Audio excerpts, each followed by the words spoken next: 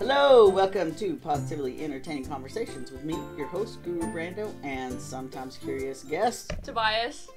Andy. And they are here to discuss updates, 1, and 2, to do some would you rather questions that Andy has provided for me. I appreciate it.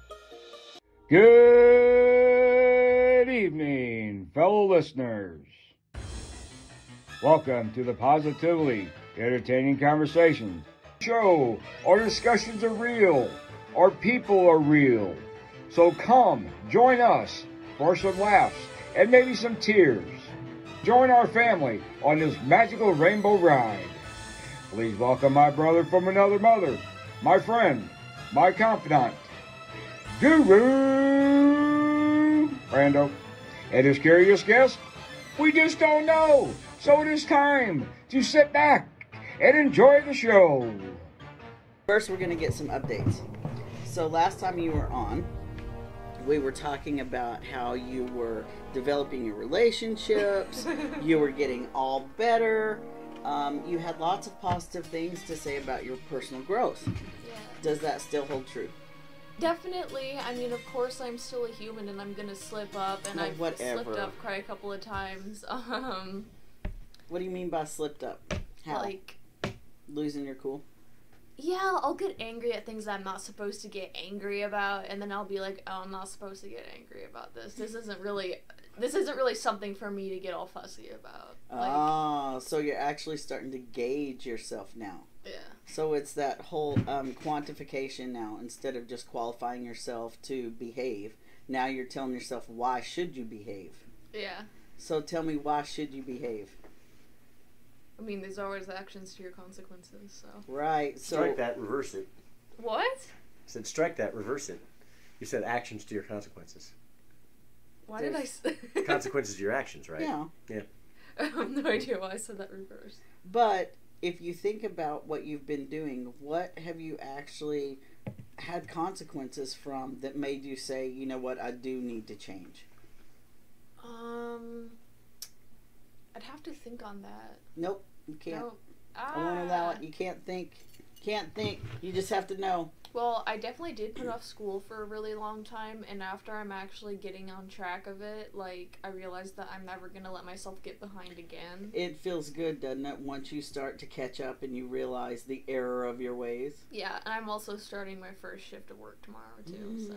That's exciting! Yeah. And you tell me on the podcast, so I'm just now hearing it. All right. So, tell me all about the job. Well, I'm going to be working up at Books A Million, and so far tomorrow's obviously just going to be like kind of a tour of around and showing me all the stuff, and I'm assuming meeting all the coworkers and stuff, which is going to be pretty cool. I'm going to get my shirt too and just go over the rules again. Rules? There's rules? Regulations, I guess. Like no open-toed shoes. Oh, okay. But do you have a uniform, like a special uniform you're going to be wearing? I'm sure that I can wear any pants I want, but they're going to get me a shirt. So, they're concerned you're going to wear sandals?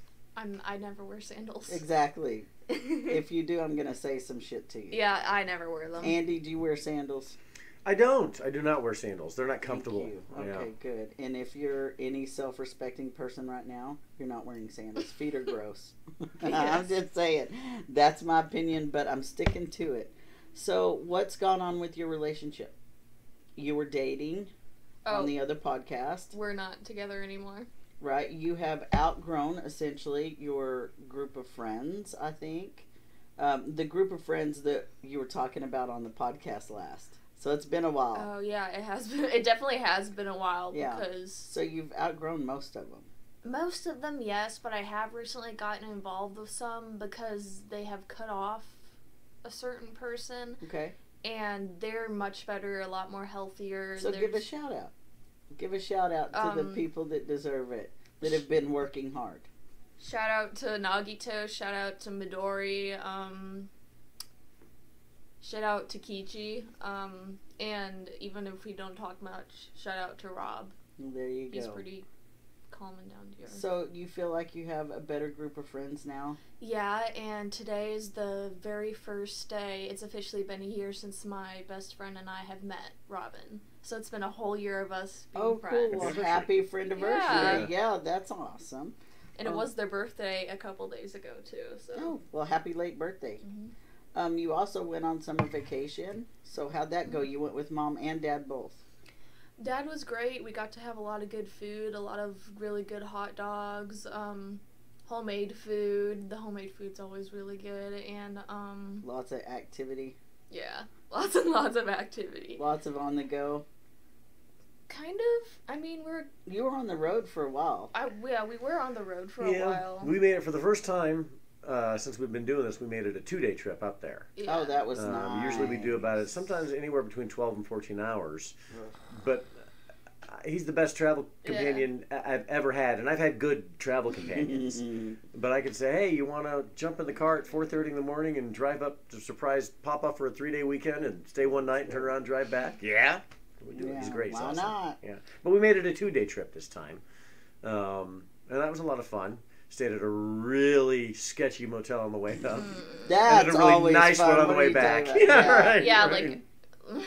The sketchy motels are always the best. Don't they inspire you to write a really good story? Super. Right, yeah.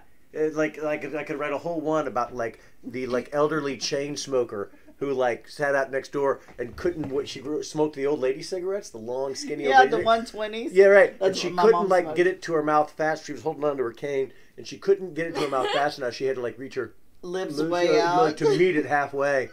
And she chain smoked out there. So just going out to our car, was oh my God, lady. Yeah, and I have completely cut off my ex too. I sent a long goodbye, just blocked everywhere on social media because I do not want to associate with that childish actions anymore.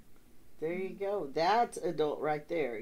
That's really mature compared to where you started, right? Yeah. You were really bending over backwards for a lot of people and getting nothing in return. Yeah. And you saw how much that was taxing to you, didn't you? Yeah. Yeah. It's always hard to have a high maintenance friend, right, Andy? Yeah. I mean, and I know that sometimes because you're a teacher, you have those high maintenance parents. Yeah. That, they want every single thing for their kid provided without any independent thought or action. You're just supposed to take care of their kid there. Right. Yeah. And that shows. Yeah. Yeah. Well, how do you get around that? How do you personally get around the hover parent? Well, it varies parent or to parent. are you a hover parent? No, I'm not a hover. We should ask him. Well, do you feel like you are? I don't feel like I am. What's a hover parent? It's the one that is always over involved, packing your lunch for you instead of you packing it, being there to sit in class, to take notes for you. They've never done that. Well, exactly. He's never done that. Right. But I do pack lunch for him. Yeah. You do? Him lunch. Sure, I'll make him okay, lunch. there's a difference between making him a lunch and packing it. Do you also pack it? You do everything for him? It's not a judgment. Here's the last lunch that I packed for him. Right, I threw the other half of his Jimmy John sandwich in lunch Okay, box yeah, that's not what I mean. Okay. That is not what I mean. But I'll make him a peanut butter sandwich and put a surprise in the middle of the peanut butter sandwich. Right. So I make it fun, right? He gets to the middle of the sandwich and there's something funky. It's like in the a middle of the raisin. sandwich. Nothing gross, not like garlic. Yeah, no. Right, yeah. I would do garlic. I don't even know what you're talking about. I'm sitting there like brilliant ideas right now. So, okay, you don't consider yourself a hover parent, but do you consider yourself a stifler? Say more about that. Okay, so when your kid comes to you and goes, "Oh my gosh, look what I found. Can I play with it or can I keep it?" Do you stifle the dreams? Do you say, "No, son, you can't bring that dead bird in the house"? Or do you say, "No, hell no, you're not playing with the Play-Doh"? That was me. No, hell no, you're not see, playing Play-Doh and dead birds are two different To me, it's equal. Thing. It's Okay. totally equal. Dead birds, Play-Doh, it's all gonna. So yeah, make no, a dead mess. bird would be no, wash your hands because they carry disease. Okay, Play-Doh that's good. would be like, well, what can we make out? Let's make a dead bird out of the Play-Doh. There you go. Right? See, Yeah. I was the stifler. I didn't want a mess. I didn't want a complication, and I always wanted it on time. No, we used to explore the train tracks, and I'd let him bring home, we brought home animal skulls. We brought home not bear traps, but whatever. Okay, now that stuff you to know. me is like totally normal. Yeah. Like to bring home I let the him bring home skulls stuff and like stuff. that. But I think for me, what I didn't allow was the stuff I should have allowed. Mm-hmm. I should have allowed Play-Doh. I should have allowed watercolors. I should have allowed messy things. Mm-hmm. But I had 2 kids that were on the spectrum already, so, it was either they're overstimulated or they're bothered by it or the other kids get to play with it. And so I did make bad decisions sometimes with the kids, but you only have one. Right. So for you to be able to provide those things for Tobias, it was solely on him. There was no danger of favoritism. Right. Right. That sucks. I kind of hate you right now for that. So here's if I could go back, I wouldn't change it. I love having an only child. Right, And I love having him for my only child. Yeah.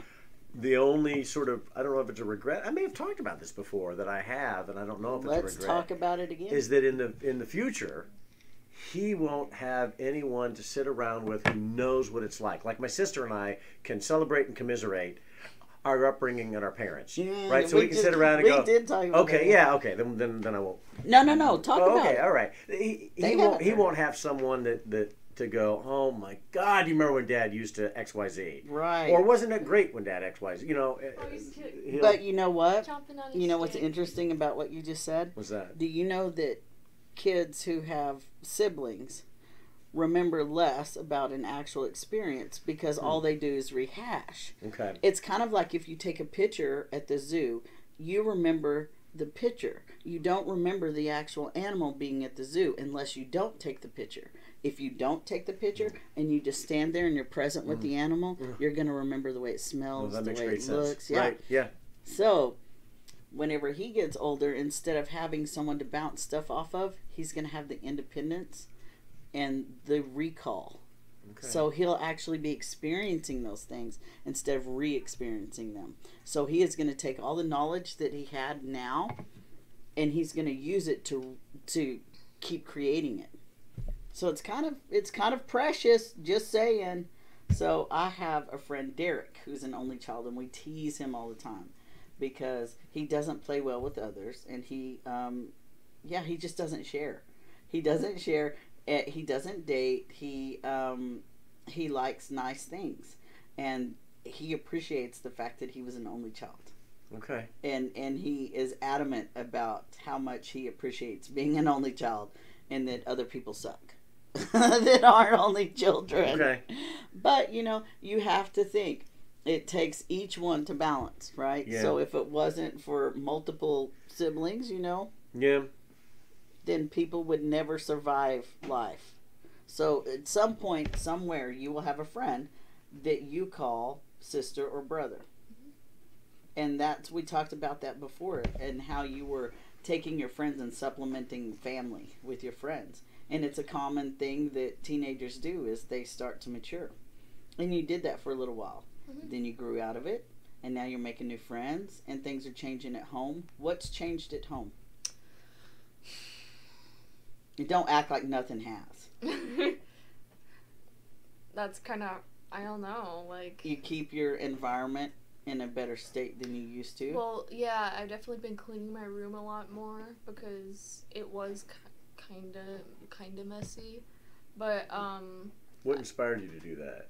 I have no idea. Oh, okay. I think, I actually do know. It's because I felt kind of sad whenever I was in clutter, but I knew that I'd be happy once I got to, pull it off. Yeah. He's really chomping on that. Do you remember telling me in one of our early sessions that you did not feel like you owed it to anyone to clean up the house. So when your dad asked you to do chores, you got pissed.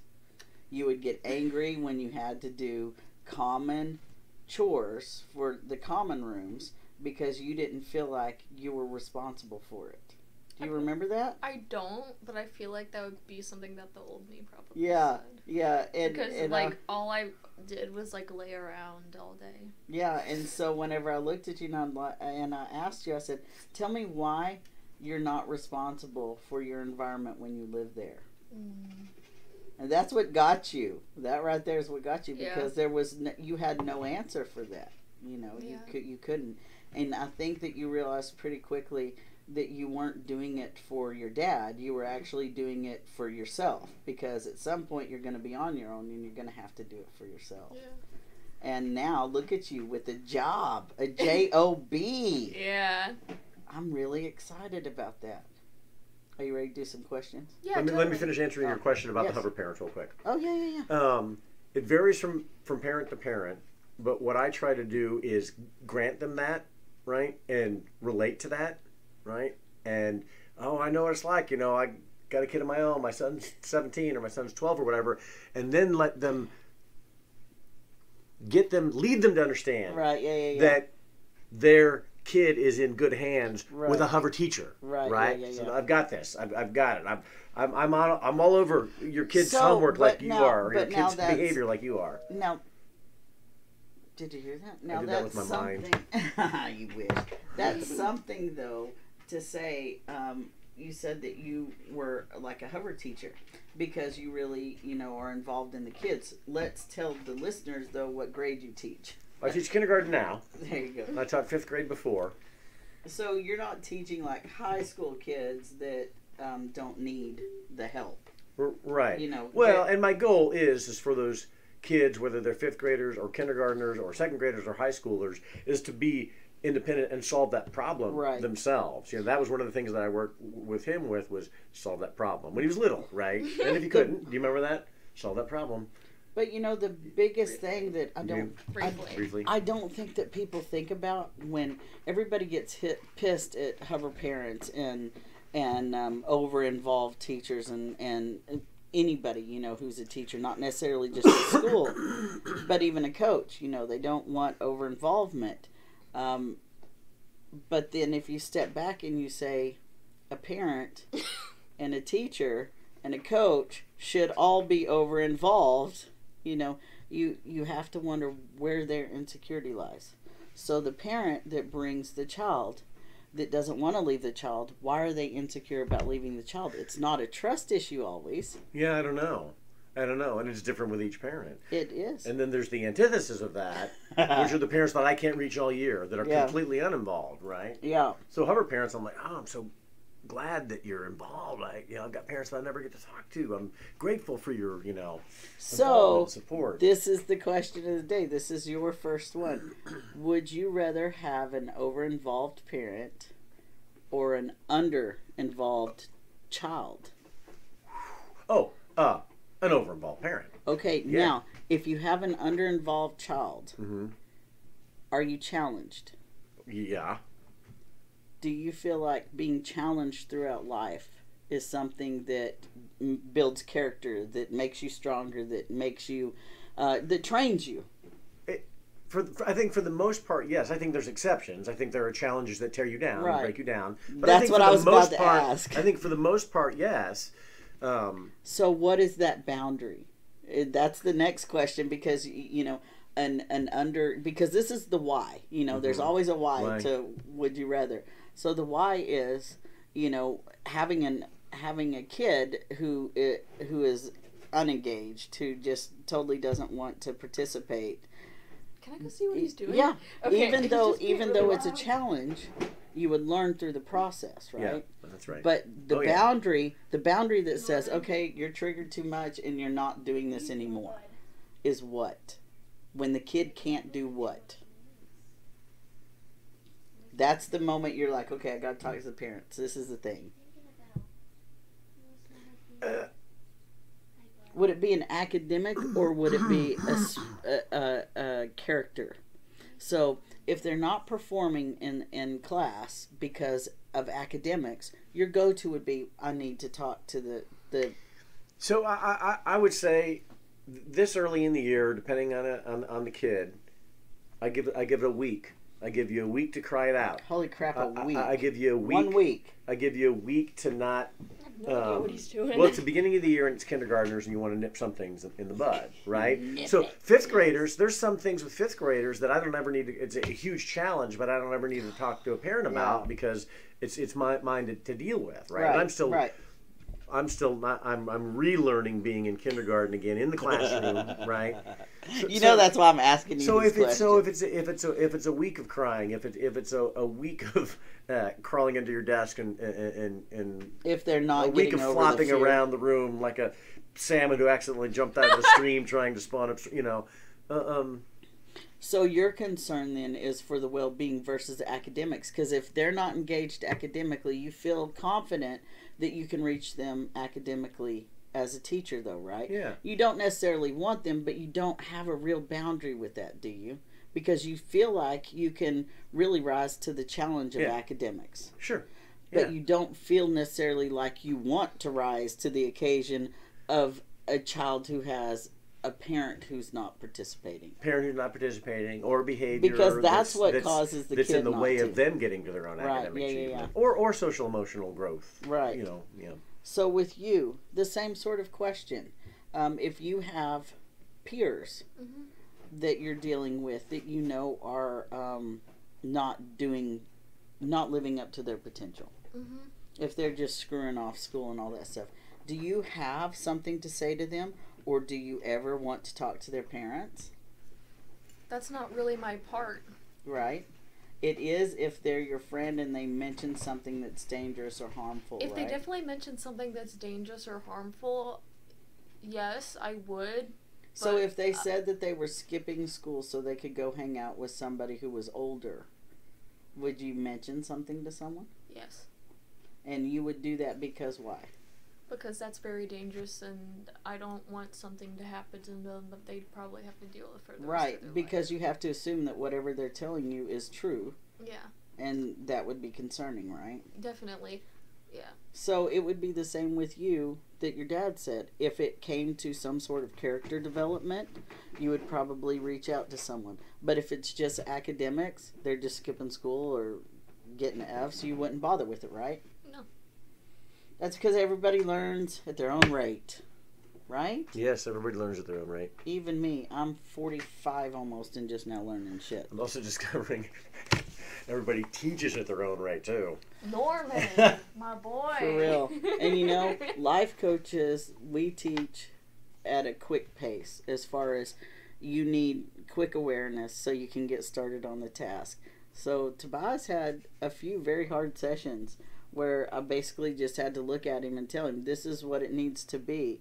There's no use crying over spilled milk, but you were super cringy. Now get over it and move on. Right? Those were hard conversations, weren't they? But you did it, and now you have a better mullet than me. So, whatever, Tobias. Okay, so these are all Would You Rathers. All right. And each of you are going to pick one. Okay. Toby, you go first. Make it good. Okay. Okay, read it. Would you rather everyone think of you as really smart, or everyone think of you as really kind, and why? Look at that. It goes right into the question. See, the universe is speaking. I'm telling you, the universe speaks through these questions. We were just talking about that. Definitely everyone think of me as kind, because if everyone thought of me as really smart, that'd be a lot of pressure on me. And I don't like it whenever people come to me for advice, because I'm not sure how to do that, because it's not my life. I have not been in that situation. Right. And so you're confident that you can be kind?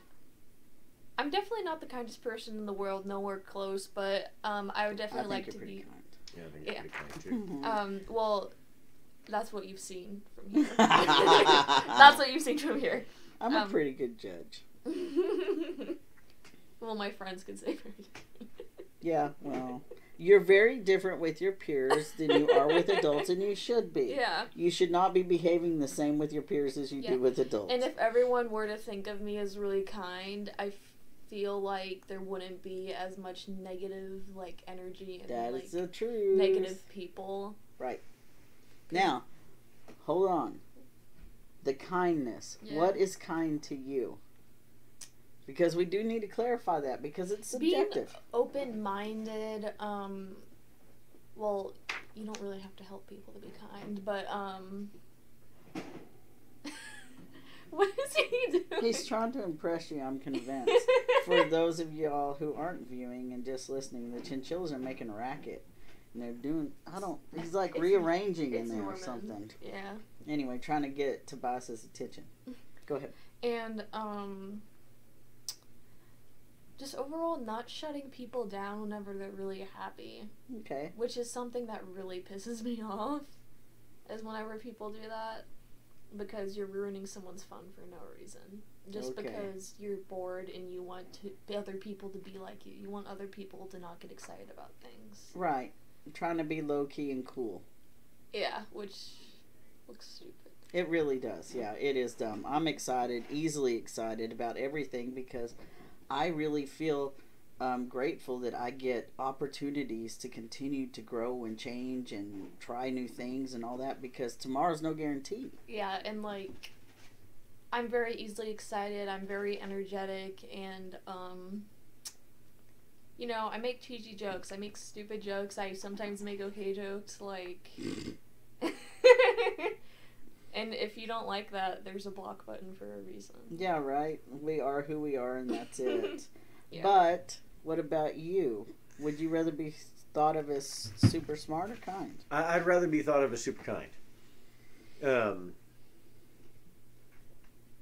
I think that people are more likely to be kind back to someone who's kind. Mm-hmm. I mean, they may want to take advantage of people who are kind, but I think you're more likely to be kind back to someone who's kind and want to spend time and be relaxed around that person. Right. If you think of someone as really smart, sometimes you think of that as a negative thing. Uh-huh. Well, they think they're better than me, or they're a know-it-all. Right, it's based on your own experience. Got their nose up in the air, right? So, Right. so I'd rather be thought of as kind than smart. I think of the story Flowers for Algernon, where he's made incredibly smart, right? Right. God, it's lonely for him. Mm-hmm. But when he's kind, it's not as lonely. But I gotta say, I have not experienced kindness without intelligence. I just saw him jump in the background. So kindness to me equals intelligence, because I beg you to find somebody who's kind that lacks intelligence. Somebody who's kind that lacks intelligence. So what do we... Because you have to have intelligent design in order to be kind. You cannot be accepting if you're not intelligible. So I think there are exceptions to the rule, and it depends on how we're defining intelligence, right? Right. We're not talking about mental handicap or mental Right. impairment, right? Well, we're talking intelligence in general.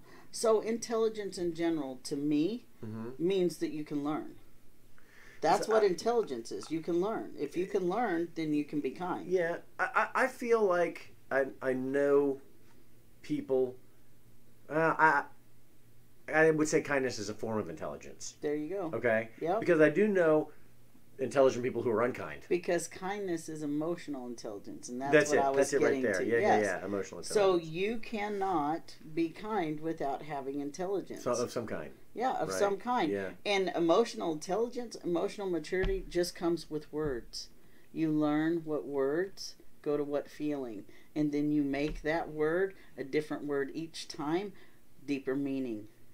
That's how you grow in emotional intelligence. And so I feel like being kind makes you smarter. So you might end up, the kinder you are, looking like you're super, super Right. intelligent. You Yeah, know? I agree with that. I agree with that. How about you? Rather be thought of as... I would rather be thought of as kind, yes, because I have declared kindness is intellect. Because I have not met a single person who's been kind to me that lacked intelligence. because obviously they're smart if they're being kind to Yeah. me. Yeah. You know, I'm just saying, be kind to the guru. It says you're smart, right? I think we answered that well. All right, good. All right, now you pick one. All right. No whammies, no whammies. No whammy, stop. That's right. All right. Press your luck. That was a good show. It was. Would you rather live in the wilderness without technology and fight for your survival, or become a brain in a jar hooked up to a computer? Why? I have strong opinions on this one.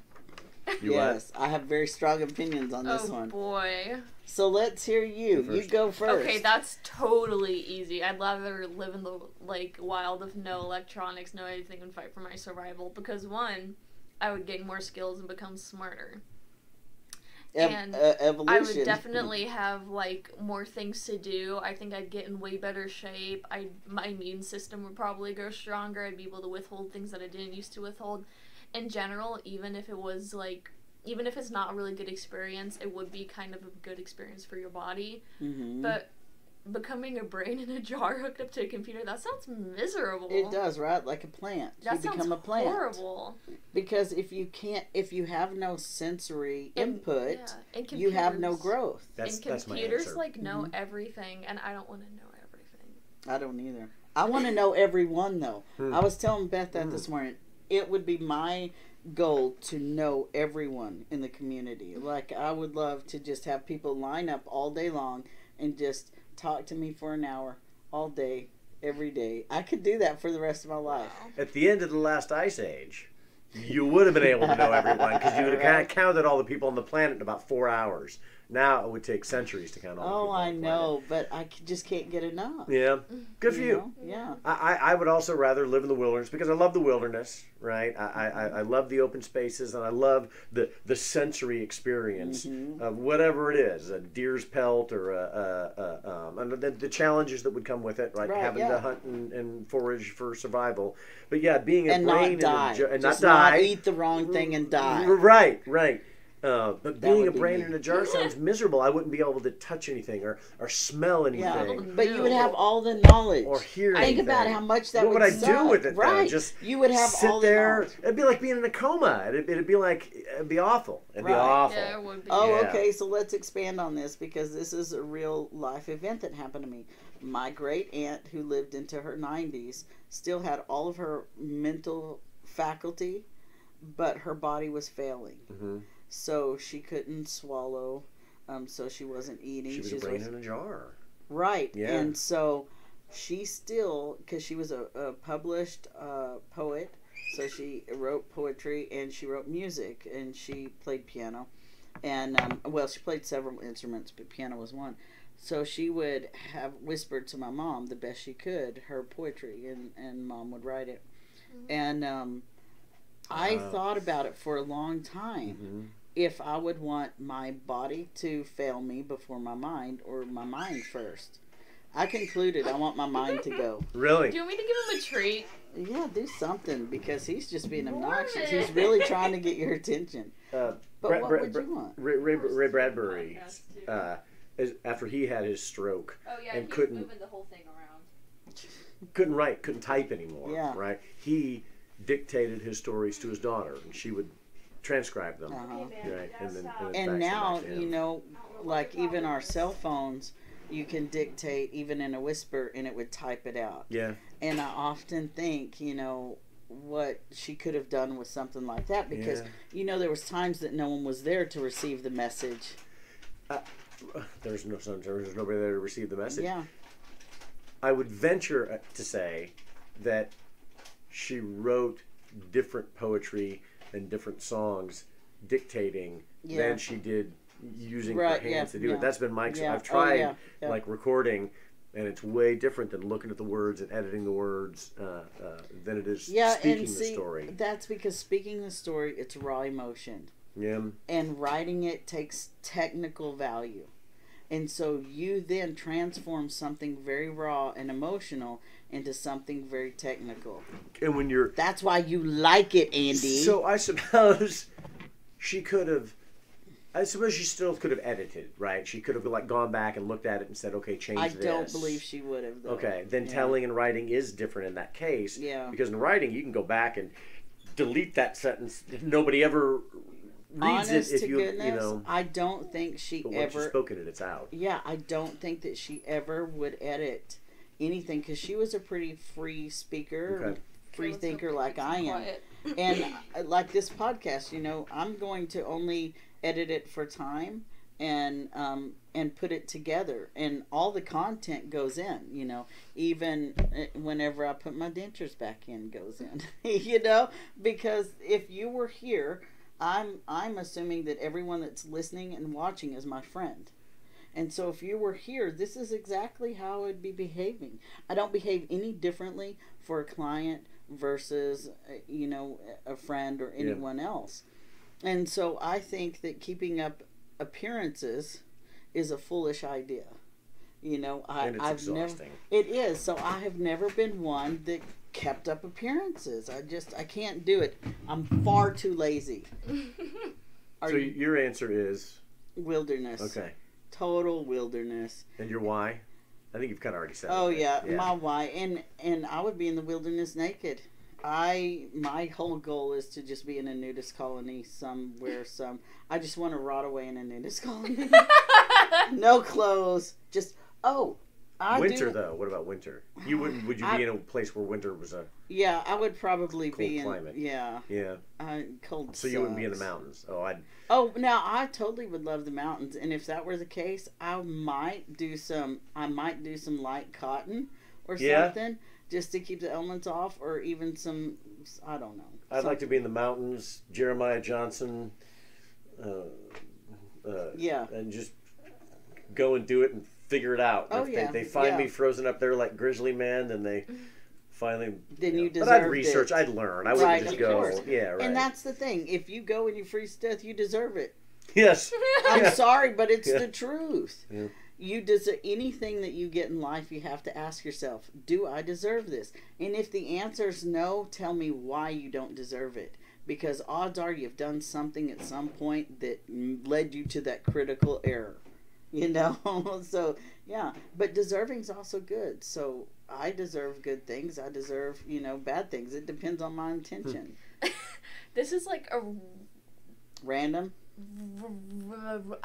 Maybe I'd say ignorant question, but why is it bad to tell someone to die whenever we all die eventually?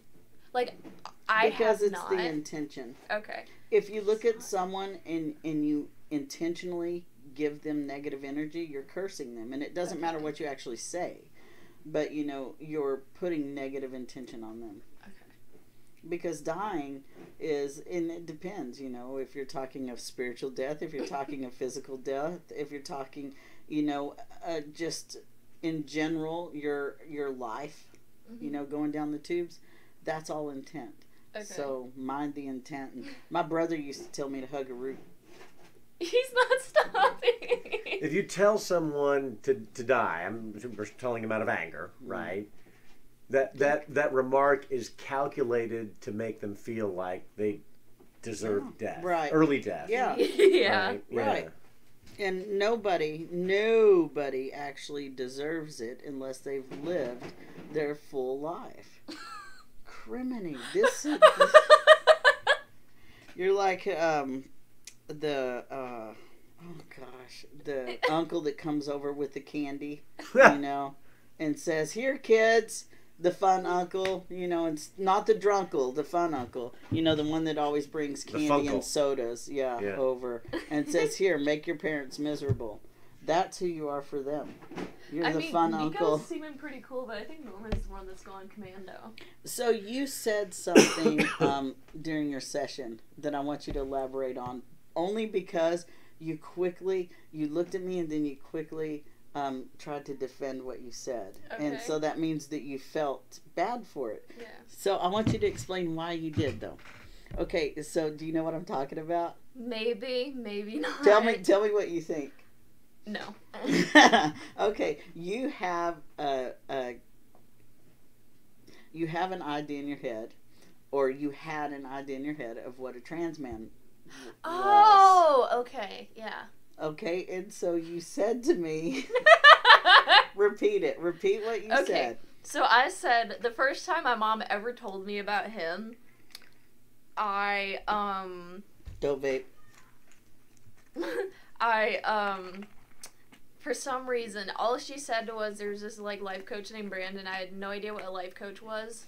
And I was like, oh, he's a trans man. I was like, I wonder if he's super tall, like super well built and buff, and has like a really strong jaw. And I'm, because I had like, how disappointing. Like, not really. Like, I just had super strong expectations for trans men back then because I was so insecure about myself. That, I would, like, put it out on others, and now that I'm not, I don't do that anymore. Yeah, you were, when you first started coming, you were still very binary. And people, okay, and I know that there's some trans people listening right now that are doing it, so they're about to go off their rocker. Okay. My friends. If you are trans, and you are declaring yourself trans masculine, and everything about you is masculine to the degree that you are, I don't know, smoking a cigar or, working on cars or whatever just because you think that that's what you're supposed to do, you're that cringy person that we're talking about right now. So you have to stop doing all that crap and just be who you are naturally, even if it is working on a car, even if it is wearing makeup, whatever it is. It's you, and it's distinctly you, and you don't have to over masculinize. And that's what you feel like you were doing. Mm-hmm. That's what I was doing too. God, I was obnoxious and annoying as shit whenever I first started too. Yeah, like I found, because I was scrolling through my old Instagram account, and I found some pretty cringy videos of myself, like excluding people, excluding trans guys just because they weren't like just like me.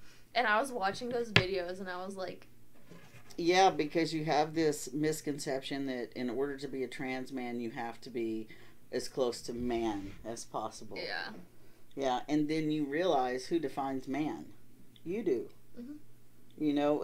It's nobody else. It's not society. It's not even your dad. Your dad lives his life as a man, as a straight man. And so he can define that. But if you try to be somebody you're not, it doesn't work. And you discovered that.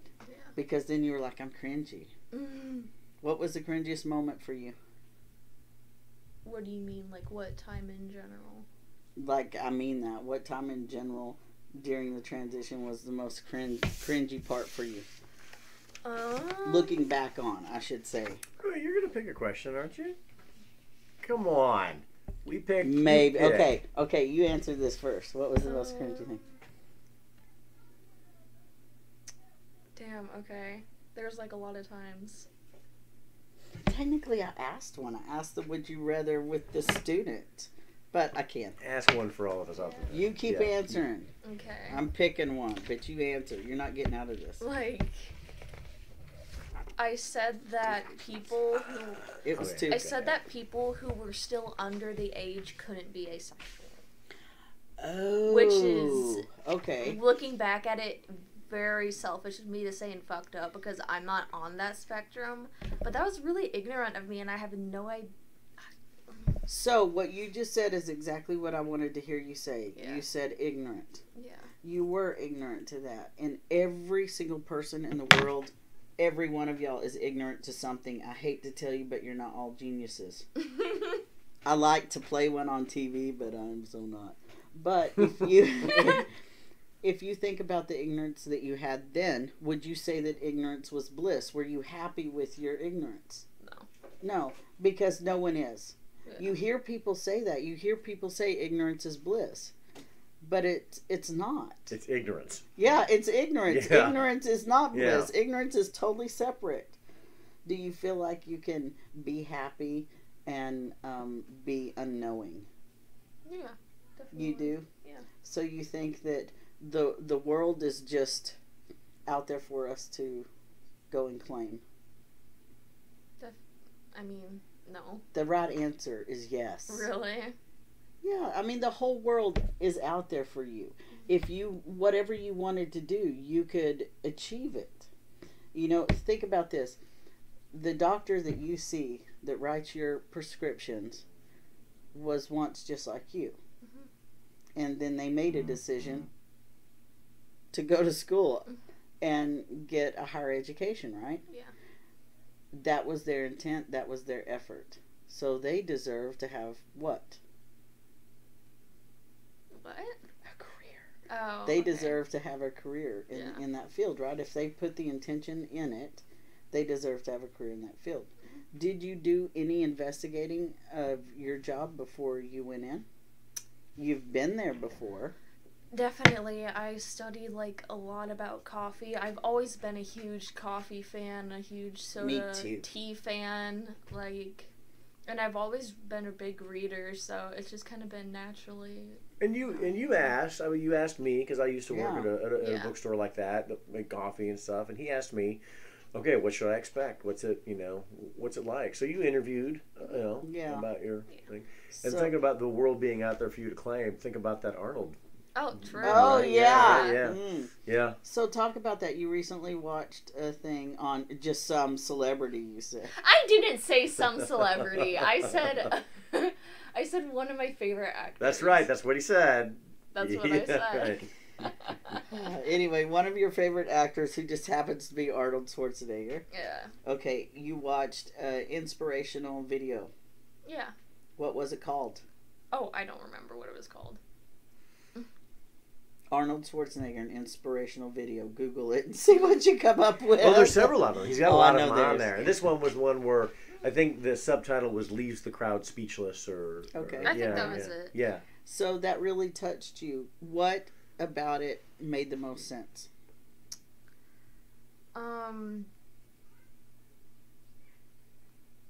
That you gotta try hard for what you want to do in life, and then once you achieve it, it's gonna feel so good. It's gonna feel so because amazing. you don't ever lose it. It doesn't matter if someone steals your trophy, you still had the achievement. So no matter what you do in life, you still have the feeling of success. Mm-hmm. And no one can take the will away from you, right? Yeah. Speaking of will, would you rather be a speed reader or have a photographic memory? I would rather have a photographic memory. Why? Because then I could just take snapshots of words and then not even have to speed read them. Oh, wow. That's right? Yeah, you've got a photograph in your mind of the page of the book. Yeah, essentially, and it sounds weird, but essentially I have kind of like that, but for space. So, like, my superpower is that I can judge volume really well. If I don't know, Beth will always say, is this stuff going to fit in this container? I can look at it. Yes, absolutely, and it'll be totally level. Okay. Like, I always seem to pick the right. Oh, I follow you. Yeah. Oh, that's great. That's cool. Yeah. That's one of those things. And I can pack a trunk, man. As far as time too. I'm the same way. Like, no matter what, I kind of always know what time it is, and I know how much time has elapsed. And it's something that I really had to train myself to get used to, because I had no real concept of time until I was about 13. And then I started practicing with time. I don't know what my deal is. I'm sure that I'm just somewhere on that spectrum that didn't get it. But it took me that long just to understand the concept of time. And now that I have it, and I've done, all these exercises throughout the years, I kind of just know it. It is now a talent as opposed to just an innate thing, cool. that I had. What are your superpowers? Or would you rather be a speed reader or a photographic memory? I was going to make you answer that first. Oh, I'm sorry. Hold on. I jumped on you. I'm sorry. I stepped on your lines. That's okay. As we say in theater. Tell me first. What would your superpower be? Superpower be? I mean, I do read really fast. Well, it doesn't have to be one of those. Just if you had one. If I were, what I would like a real superpower, like how I can do like if you space were an and time. Yeah, like I can manipulate space and time. I can judge space and time. That's how I like to look at it.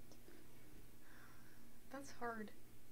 Well, you think on that while he see. Okay. That's why I wanted to ask you Yeah. first, so then you could answer why he thinks. Am I answering the superpower question? You're answering this question. Okay. Would you rather? I would rather have a photographic memory, not because I want a photographic memory, but because I don't want to be a speed reader.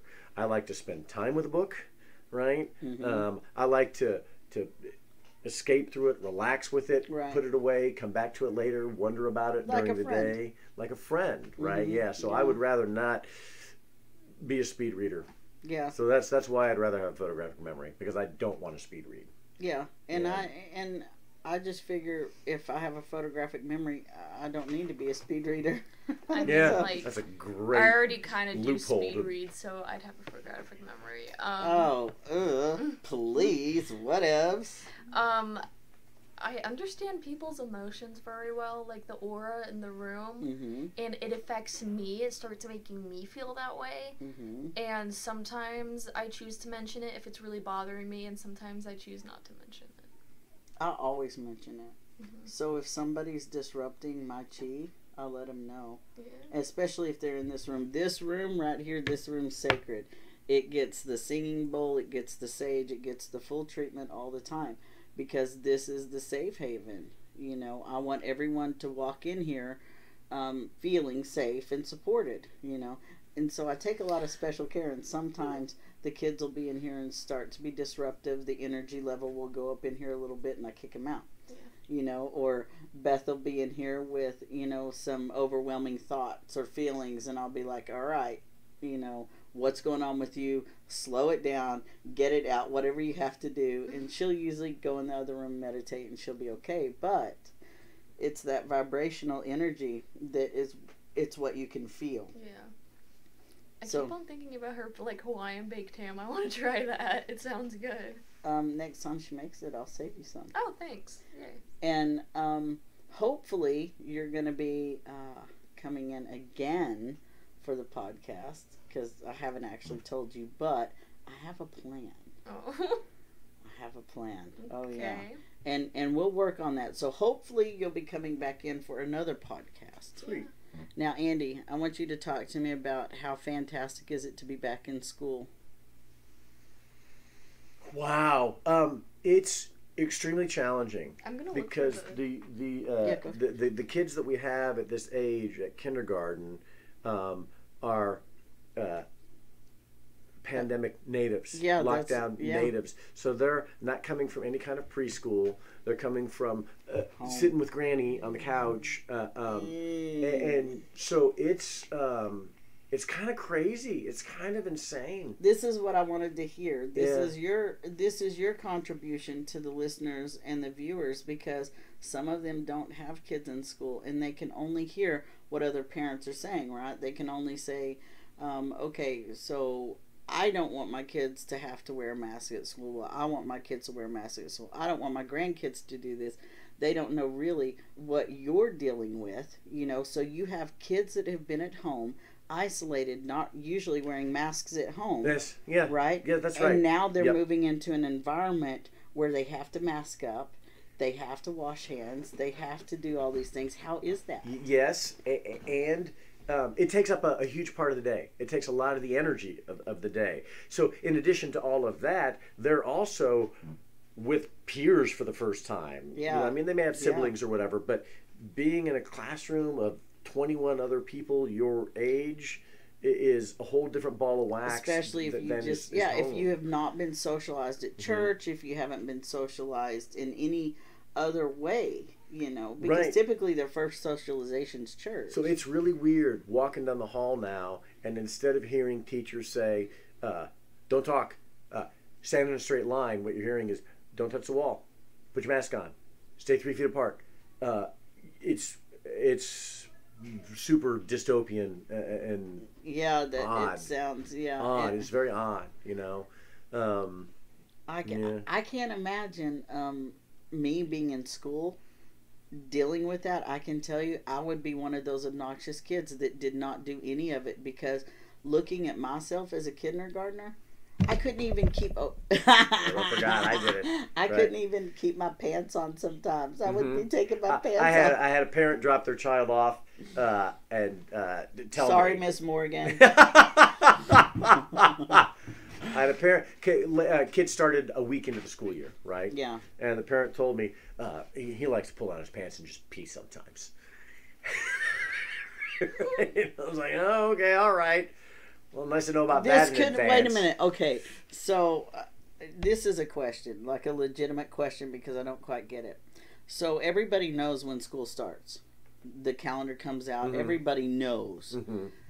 How is it that you can't initiate some training prior to school starting? You get what I'm saying? It's kind of like we did that. We and that was optional. Well, not y'all. Okay. The parents. Okay. Why would the parents not initiate some type of training for the child? Because of their upbringing, because of their frame of reference.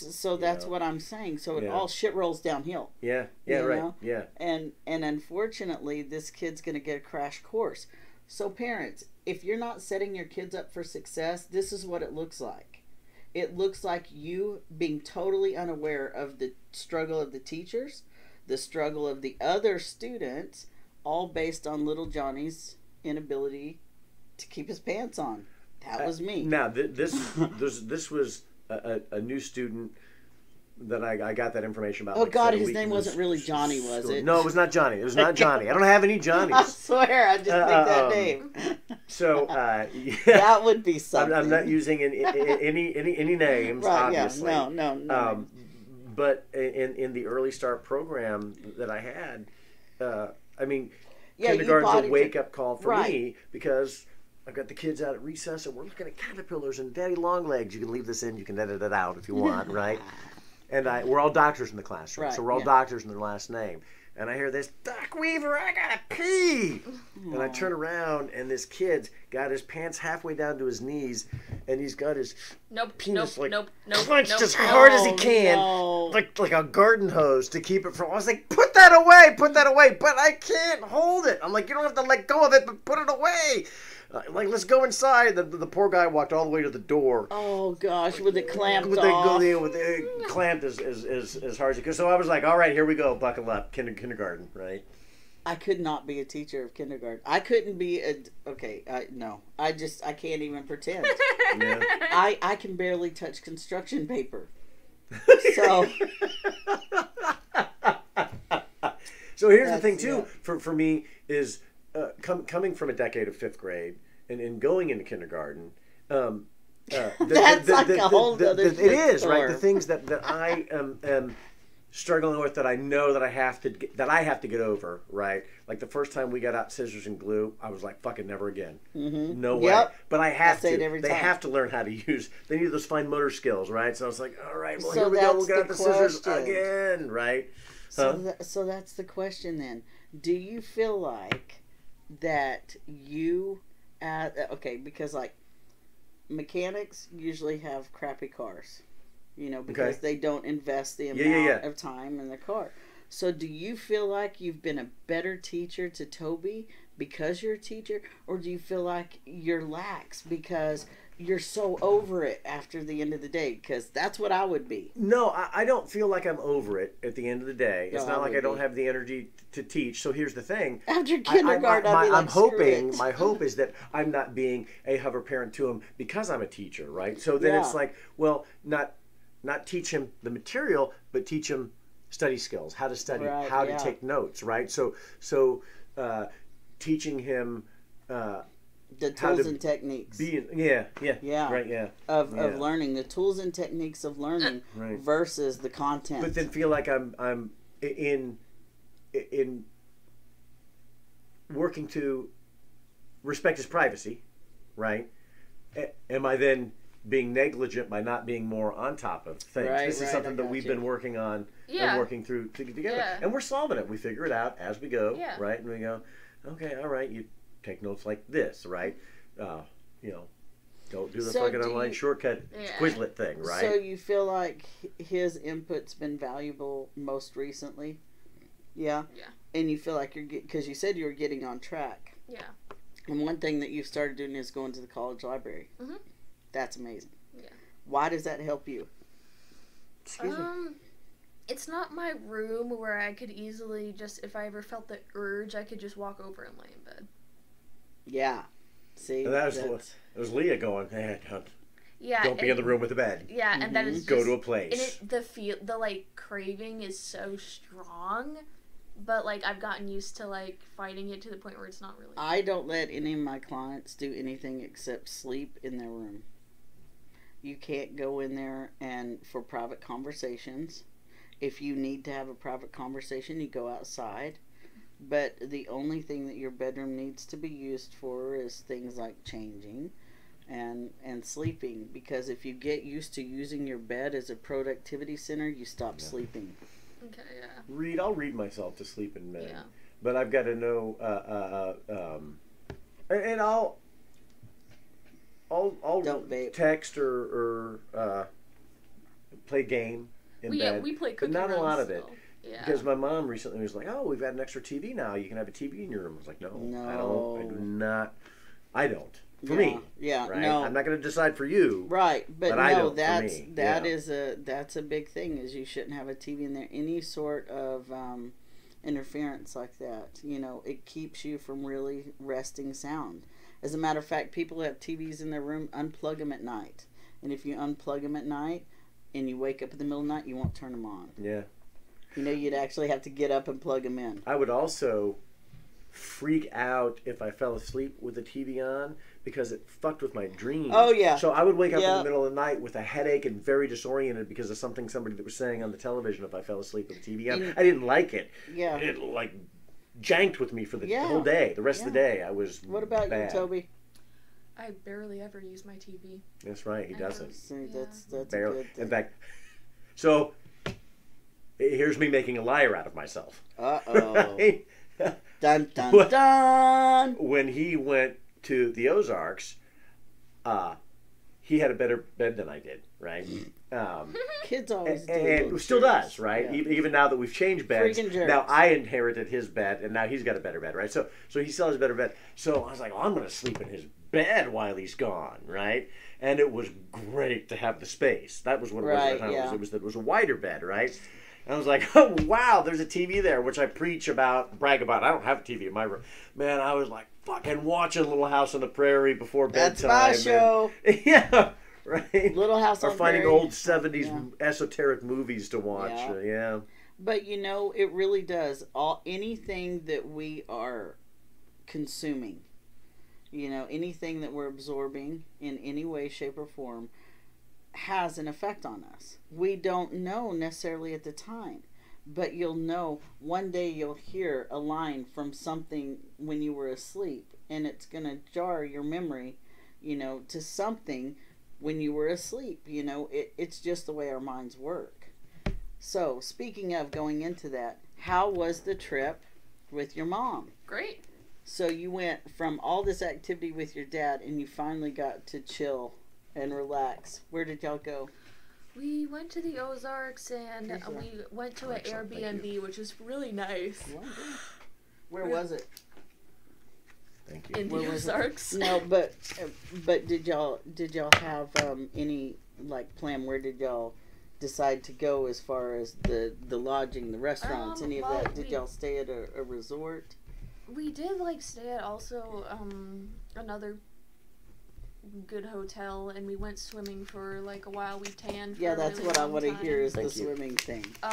We tanned for a really, really long time, and that was really nice. Why are you still pasty then?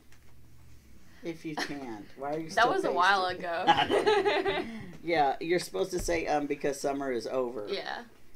Okay, now that everything's said and done, that summer's over, and you're getting back into the swing of things, you're becoming a young adult, what is your advice for any kid in your situation going through COVID and all this crap, getting back to school? I know that it can be really hard and that you'll just want to play your games and hang out with your friends just with what makes you really happy, because I'm assuming that maybe, I don't know, are we talking about someone who's like in a healthy mindset or in a like No, bad mindset? anybody. Okay. And even people in the healthy mindset. Yeah, and I know backslide. that you're definitely gonna rather play games than go to school, and if that's the other way around, you're not fucking normal. Right. So yeah, you might have to cut that out. I'm not sure if you want to. No. Okay. Do not do what I did. I know it is very tempting and it will sometimes feel good, but it will be so stressful once you have to do it. So work hard. I know that it's really like unmotivating sometimes, but please just work hard because it will feel so good whenever you have time to relax. Yeah, and that's really what it is. You don't have that shame and guilt at the end of the day, right? Because you used to have that. You would have that shame and guilt about not doing anything all day. Yeah. Even as adults, we have that, don't you? I Yeah. do. Oh yeah. If I've screwed off the day, usually mine's overworking. Like I'll be at the desk and I'll just keep working, and the rest of the family doesn't see me, and then I complain because I don't see the family. Yeah. And so it's like, something's got to give, right? Well, then life gets crazy and busy, Yeah. and you are doing something all day. Not doing what I value. Yeah, right. Yeah, not being And I productive do at what you value my job. I love Yeah, my yeah. job. But my job is just my job right now. You know, this is what I choose to do to support my family. Yeah. But my family, Yeah. I wouldn't be supporting them if I didn't have them, right? So I do need to reprioritize a little bit. Sometimes I slack. Yeah. But, you know, we all make mistakes. And one thing that I've done this time is I have satisfied the needs of my viewers and my different viewers. So some viewers like it when we sit like this and we talk to them. They feel very engaged in the conversation. But others like it when I'm talking to the guests like this because they feel like they're listening in. Oh, so they're looking through a window. Right. Yeah. So when eavesdropping on us. So when y'all watch, how do y'all like to watch? Do you like it when we're facing the camera talking? I thought about this today while we were doing it.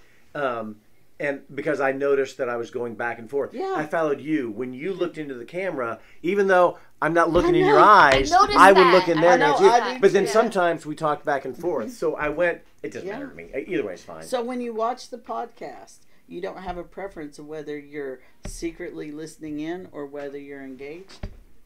No. You? No. No, not a Yeah. reference. I kind of like secretly listening in. Yeah. Yeah, because I'm not one that would ever secretly listen in. And so it's kind of like, I sort of am. So this was for me and the other people messed up like me. This one, that's why I just kept looking at it. And I Yeah. really had to focus because I'm constantly preaching to look here. Mhm. So I really had to focus just to stay here. And we'll see. So y'all have to let me know which y'all prefer. Do you like it when we look at you? Or do you like it when we look away? Because that's going to tell me a lot about you. See, Yeah. I like that. I like knowing that. Or both. Or Yeah. some people don't want to watch all, just want to listen. I know. Doesn't- Those people are weird. So there's all that's no, Like, they're normal. really? No, just like people who want to no. go back to school and don't play games are normal. No, That's No, it's normal not. too. No, Hey. it's not. It is not normal. You know what? You only Oh, say that man. because you're a teacher. Oh, I Teach. say it because it's a big world, Teach. and we're not all the same. Not everybody Listen thinks the same. here. If you prefer school over games, you are not normal. Not Get normal. help. Not normal. Yeah, call me. Call me. But you know that I tease about that all the time because there really is no normal. Right. There's not. Yeah. Right. We're all just cycles of behavior. Definitely. I definitely think it's weird, and it's kind of like you're being a high achiever. And see, But that's just When my people But aren't like look, you. though, because that's just my But opinion. But guess I'm what? not This that is much the of a high beauty of achiever. this, of positively entertaining conversations. It's my show, and it's my opinion. And if you don't like it, you can turn it off, right? Yeah. And so Yeah. that's Yeah, what yeah, we yeah. say. So yeah, you're not normal if you prefer school to games at that age, and I think that a lot of people aren't normal. I think that I'm kind of the only normal one. I think Wow. that everyone else is batshit crazy. Yeah. Yeah, a little bit. No, I don't. I can't. Okay, so So look, do I you- was do- really do you- trying. do you ever I was feel- really trying. Do you ever feel like you're batshit crazy and everybody else is normal? Only on Thursdays. Okay, all right. Thursdays is the day. Thursdays is the day. As I'm staring at my pizza. We're all batshit crazy, and we're all normal. Yes. Yeah. That would be it. That's the cycle. That's Yeah. what I'm talking about, because we can't have one without the other. Yeah. So it's some things I'm fairly typical. That's what normal is, typical. So I'm fairly standard, basic white man in some things, and then other things I'm a unicorn or something. Mm-hmm. You know, I am the character that I choose to be when I choose to be it. And if you are fortunate enough to know all my characters, then that means that you're my friend. So I have a lot of characters, a lot of hats, stacks and stacks of hats. That needs to be the next thing. Mm-hmm. We've got to get some derby hats. Oh, derbies. That's Laurel and Hardy stuff. Yeah. Yep. We need derby hats to go with our mullets. Do I have Because Clockwork Orange. I've never seen it. So as much as a film... Okay, so I'm a huge movie fan. There's some classics that I haven't seen and don't want to. Never seen Clockwork Orange, don't want to. Never seen The Exorcist, don't want to. Never seen Gone with the Wind, don't want to. Where's the perspective, man? I don't know what that means. Exactly. Where's the diversity, man? There's for real. You can't possibly know anything about the world until you watch Clockwork Orange. Oh, that's a no. Oh, you know wow. nothing. You know nothing of the world. All right. It'll mess you up. All right, talk to me. I was messed up enough by. Well, I don't know what messed me up. Amityville Horror messed me up. Oh, bad. Shit. Okay, because I'm watching that movie by myself, about 12 years old, alone, at night, on cable TV, on the big cabinet TV, and, like, it's scary to begin with. Yeah. And then all of the people in the family were the names of the people in my family. Oh, Kathy, that's weird. She's got a brother named Jim? Fuck, that's my Uncle Jim. Oh, my God. The fucking husband's Mike? Jesus Christ! Whatever it was, right? Yeah. Amityville messed me up. Do you know the only one that really messed me up was Halloween? I can't do Halloween. Okay. That movie messes me up. It's so hardcore. I don't even know why. It just all of it from start to finish. What messes you up? What movie? Dead Poet Society? Me too. Oh. That sigh, every time I hear that sigh, that's what I think of Dead Poet Society. I'm going to email you something. I saw, No, this doesn't count because I didn't see the whole movie. It counts. Make it count. Yeah. Well, I mean, it's so typical because I saw a clip of the Saw and I was like... Never seen any of those. Don't want to. Yeah, I won't. You don't need diversity. I was like, I want to know, and I'm like, nope. I couldn't even handle it. I felt the pain, and I was like, nope, going out, nope. So I'm not really sure. I mean, I love horror movies a lot, so I like them a lot. And that's something that he's turned me on to. Yeah. Right? Which has been a joy too, because having kids, and we may have talked about this too. You expose them to what you were exposed to, and sometimes it takes, and sometimes it doesn't. But I love getting them back. And I've never seen some of the horror movies that I mean, I grew up with certain ones, but we went to see Pet Sematary, the whole Stephen King phase, and that all came from you. Yeah, Beth has messed me up. Yeah. I've spent the past 20 years being raised by a horror freak. Okay. I do love zombies. Amityville messed me up light.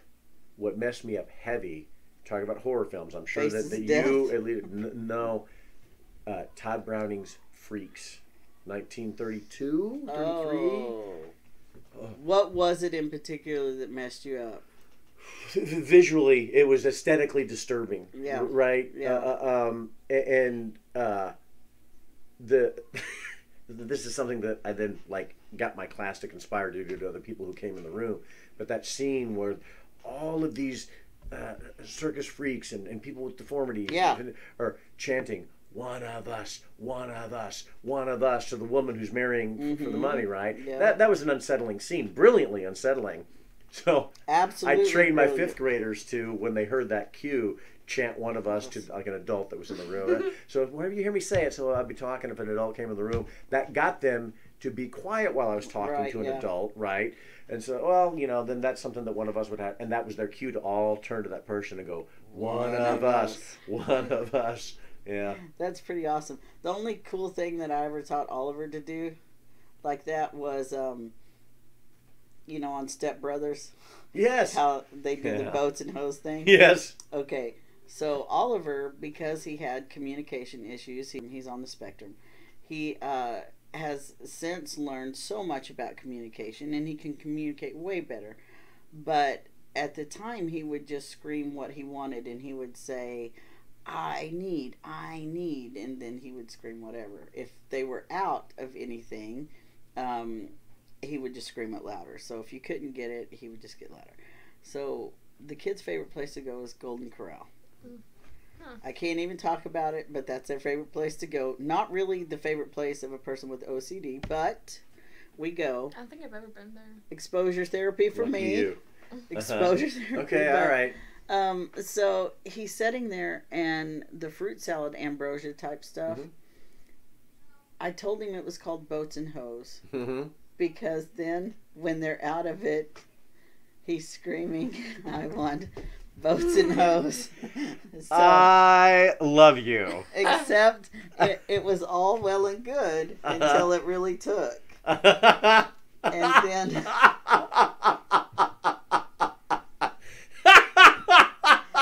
and then we're setting at my in-laws, who she made garbly goop is what she calls it. Okay. It's just cottage cheese salad, which is also boats and hose. Anything with fruit and whipped creams, boats and hose.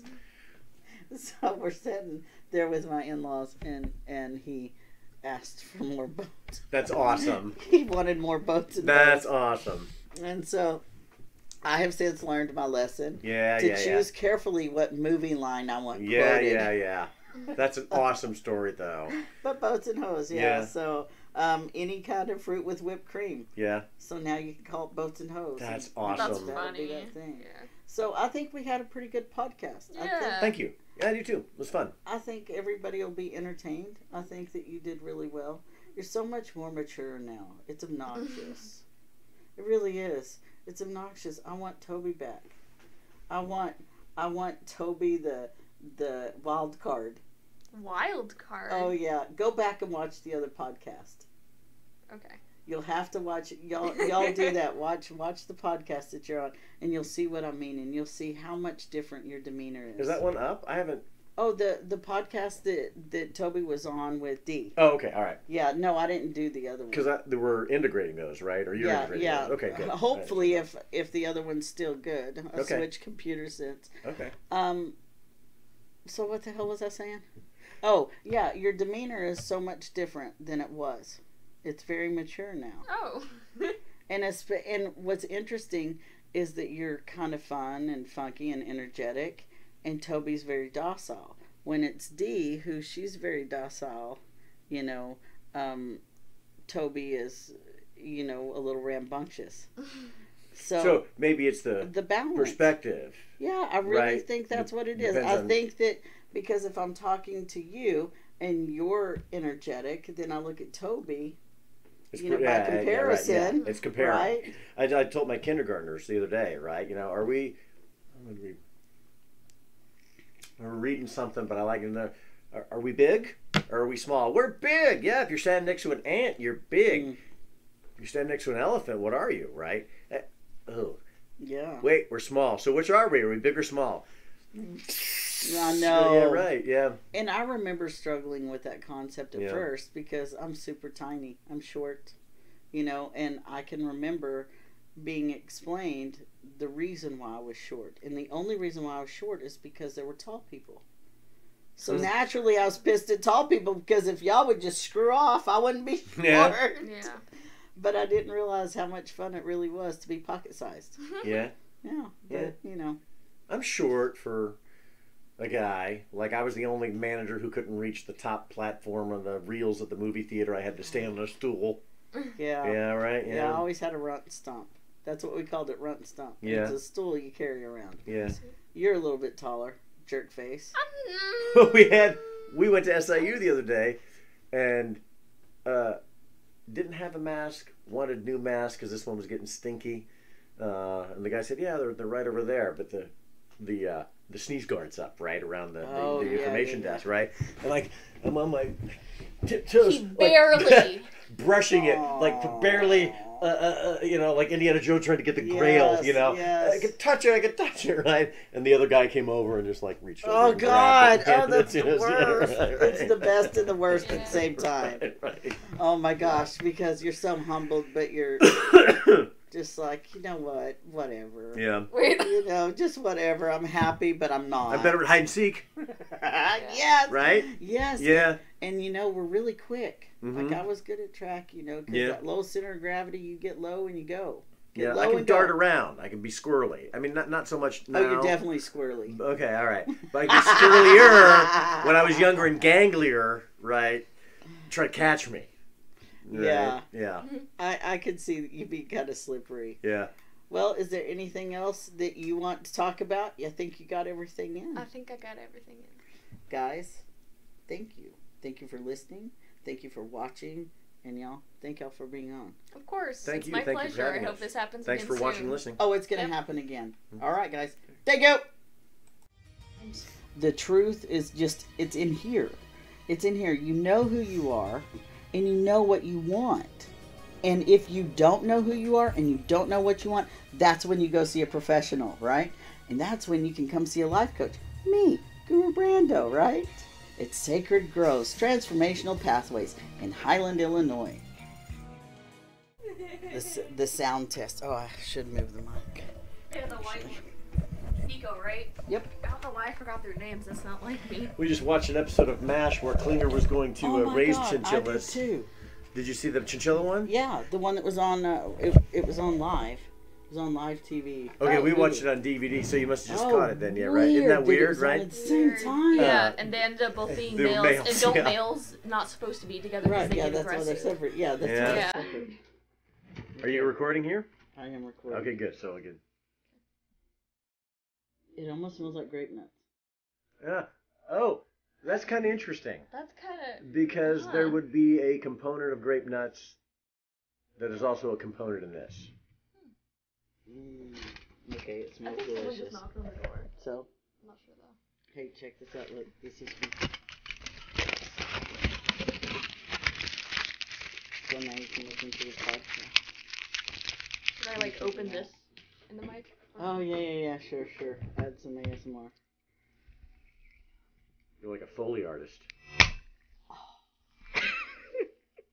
Fantastic. Nice. Okay, so the texture of this is great already. It's fantastic. Look at that. Look at that yumminess. Okay, I have to show everybody. Custard. Okay, and this is homemade. Oh from yeah, you. completely from scratch. Completely from scratch. Nothing came That's from a zero mix. sugar. I'm not sure if you I'm like it. totally oh my lord, I'm trusting Andy with my entire health here. With your palate, okay. And if you don't like it, no offense.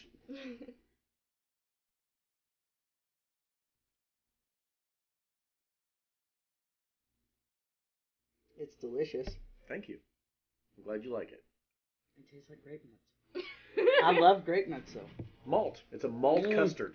Mm-hmm. And grape nuts is malt is Yeah, one of the ingredients. Yeah. Yeah, that's exactly. Good nose. You did the same thing with the rose last time. You're like, it smells Yeah. like roses. Yeah. Mhm. Yeah. Right. Okay. Crap. Crap. Okay.